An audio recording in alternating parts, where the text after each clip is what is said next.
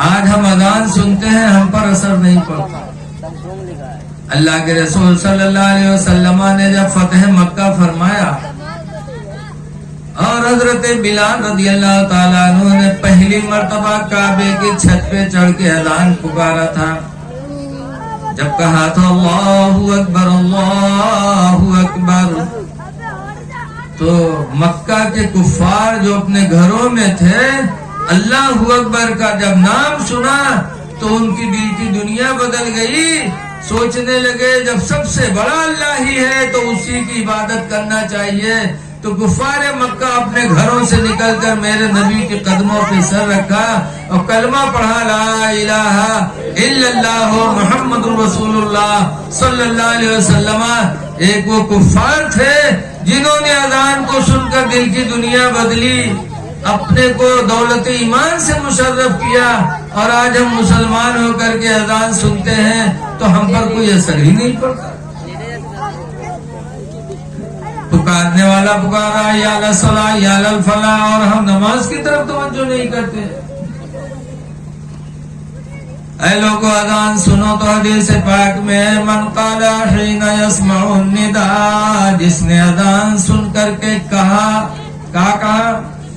اللہم رب هذه الدعوة التامة، یعنی اذان سن کر کے اذان کی دعا پڑھ لی تو حضور فرماتے فکنت له یوم القیامت شافعا وشہیدا، تو قیامت کے دن میں اس کی شفاعت بھی کروں گا اور اس کے ایمان کی گواہی بھی دوں گا. لہذا اذان سنو تو اس کی طرف توجہ کرو. اذان سنو گے، دعائیں پڑھو گے تو انشاءاللہ قیامت کے دن نبی کی شفاعت بھی ملے گی اور نبی کی گواہی بھی ہمارے تمہارے ایمان کے تعلق سے ملے گی. سرکار کی شفاعت کیا ہوگی؟ اعلی حضرت امام اہل سنت فرماتے ہیں کہ پیش حق مزدہ شفاعت کا سناتے جائیں گے، پیش حق مزدہ شفاعت کا سناتے جائیں گے، اور آپ روتے جائیں گے ہم کو ہنساتے.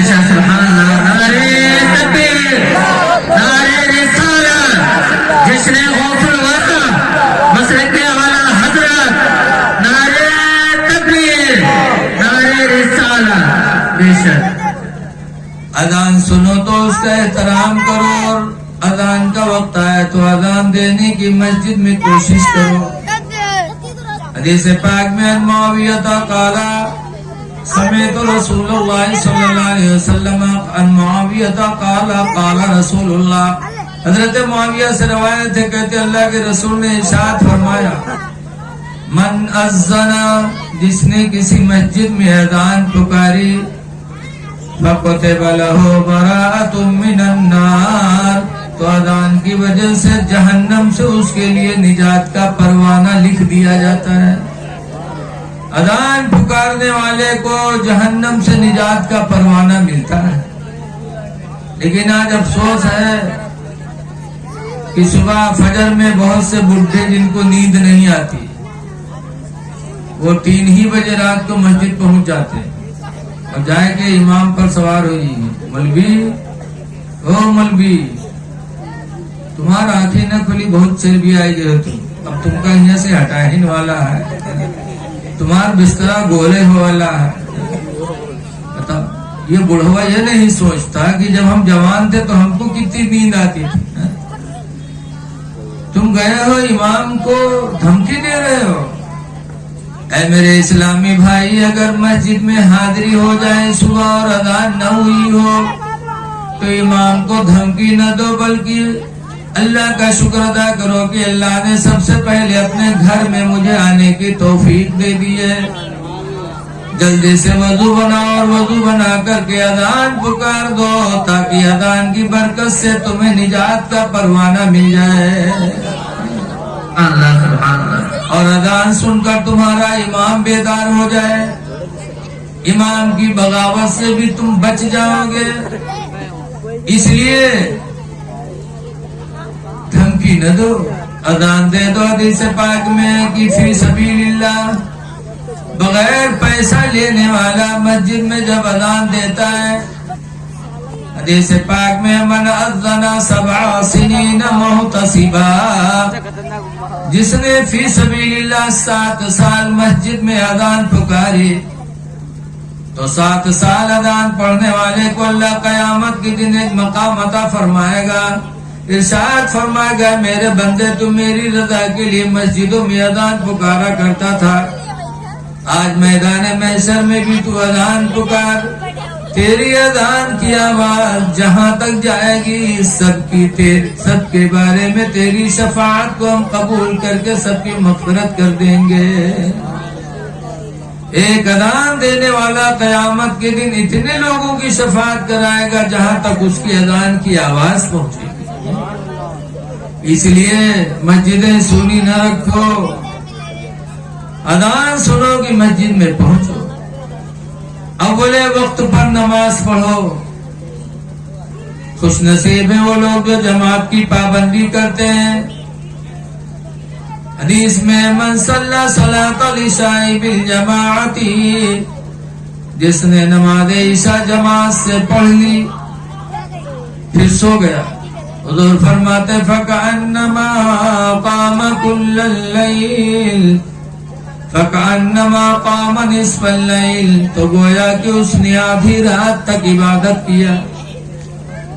ومن صلی صلاۃ الفجر بالجماعت، اور جس نے فجر کی نماز جماعت سے اٹھ کے پڑھ لیا، فکأنما قام کل اللیل، تو گویا کہ اس نے پوری رات عبادت کیا۔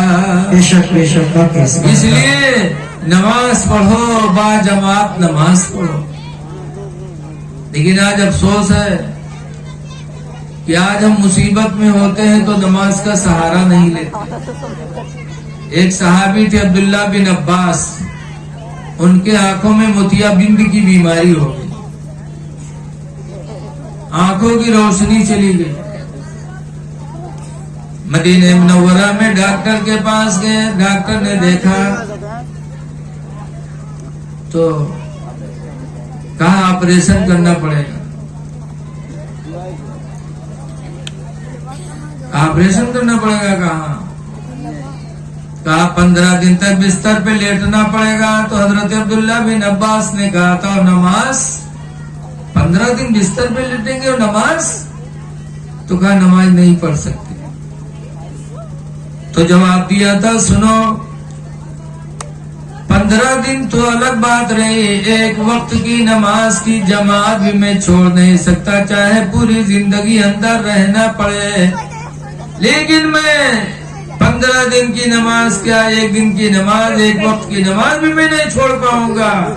اندر رہنا گوارا کر سکتا ہوں لیکن نماز کبھی چھوڑنا گوارا نہیں کر سکتا۔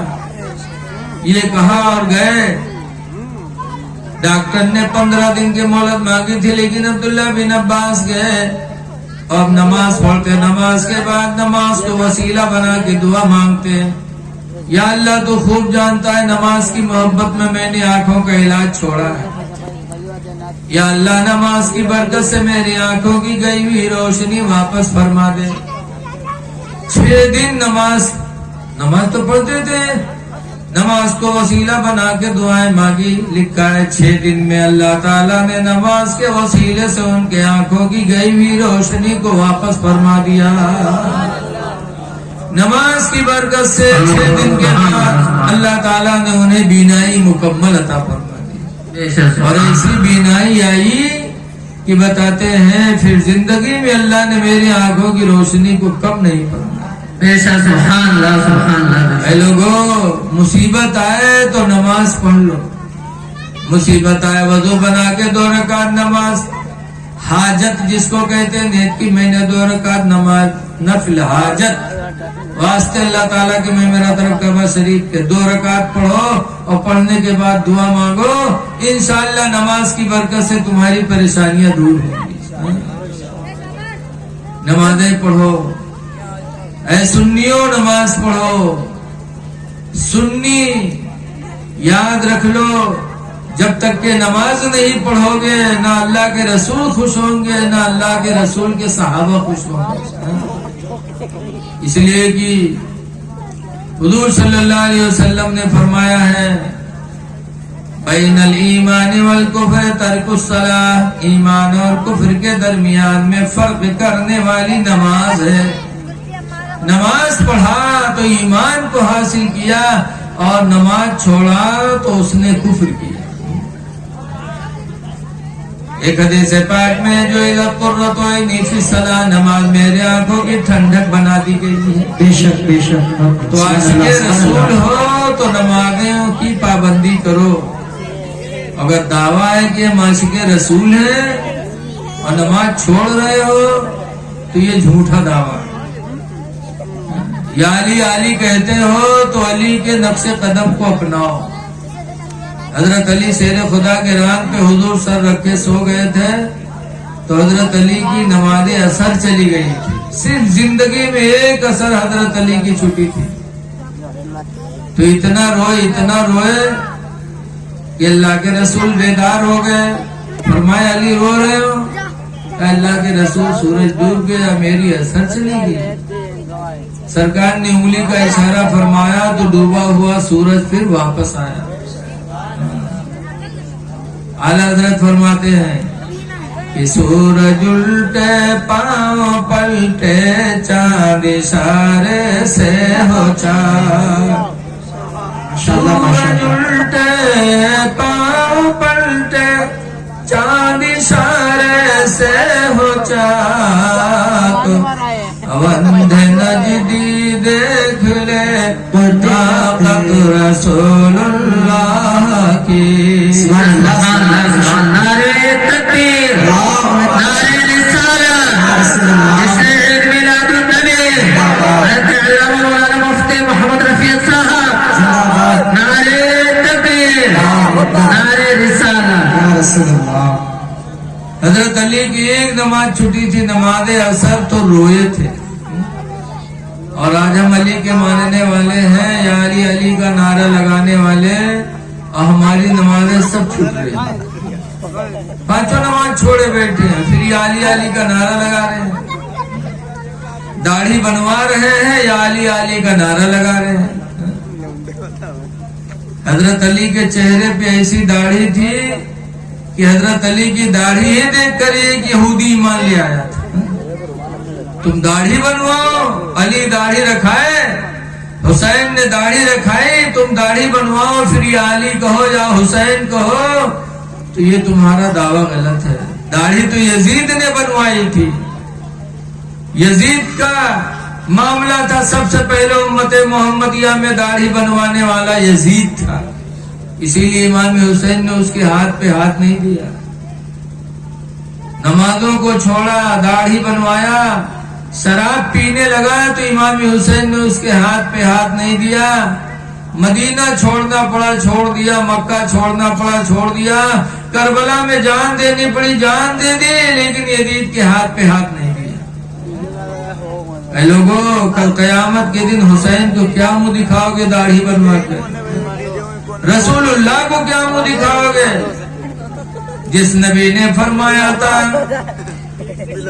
قسط الشوارب، موچوں کو کتروا لو، وعف اللحا، اور داڑھی کو بڑھا لو. یہ نبی نے کس سے فرمایا تھا؟ آج پنجابی داڑھی رکھائیں اور مسلمان داڑھی چھلوائیں. آج دوسری قومیں داڑھی رکھا رہی ہیں اور جس کے پیغمبر کی سنت ہو وہ داڑھی چھلائے، اس سے بڑا بدنصیب کون ہوگا؟ اے لوگوں، داڑھیاں رکھاؤ ورنہ یا علی علی کہنا تمہارا غلط ہوگا.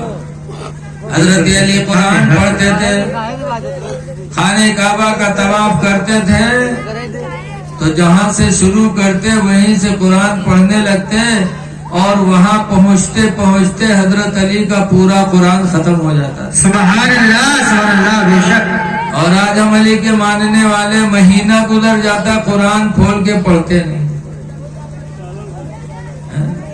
اس لیے اے لوگوں، سوچو ذرا کہ ہم کہاں جا رہے ہیں.